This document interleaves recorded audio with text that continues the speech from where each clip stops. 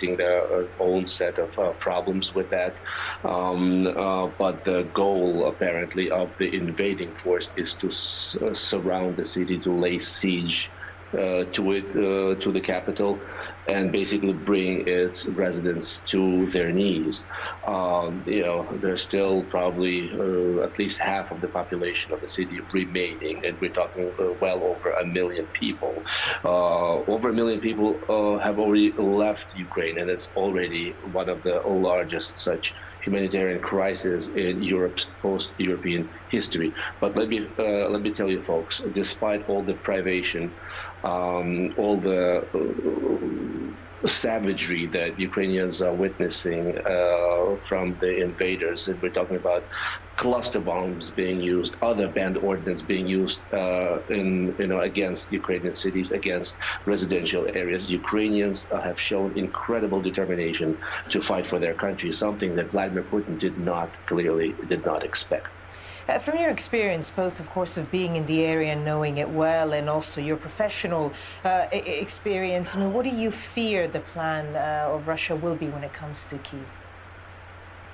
Well, it's your guess is as good as mine. It's a question that's in everyone's mind. It's Mr.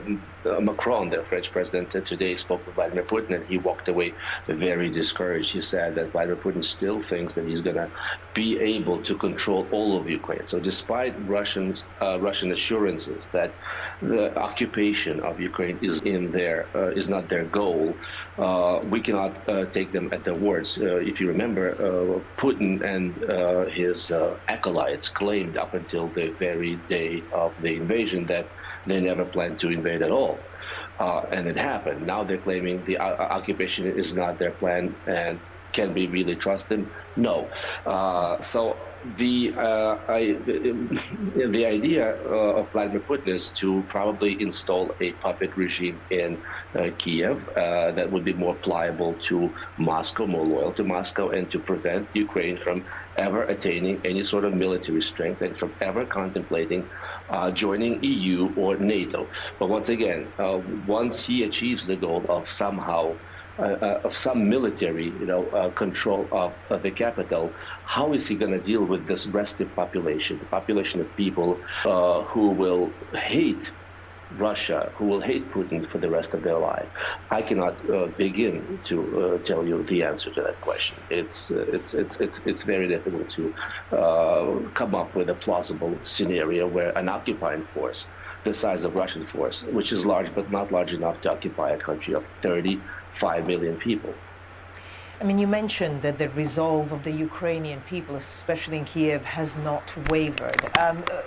The country, Ukraine, has been promised military assistance by Western countries, not military action, but military assistance. But I guess timing is of the essence. What do Ukrainians resisting the Russian advance need right now from the West?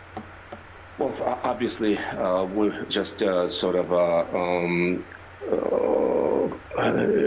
commenting on the humanitarian crisis we already touched on. Obviously, there needs to be some kind of a green corridor, and several green corridors provided for, including for residents of Kiev, and also that means evacuating them and providing food for those who do not want to leave, and food for the fighters, obviously.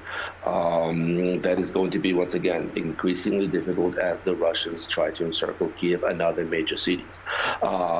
Secondly, and perhaps most importantly, when it comes to the Ukrainian ability to defend themselves, more ammunition, obviously, and Europe has already shown that it's willing to do that. Germany, for the very first time since World War II, decided to arm another country so openly, especially a country fighting Russia. This was a watershed moment. Germany is sending upwards of 2,000 rockets,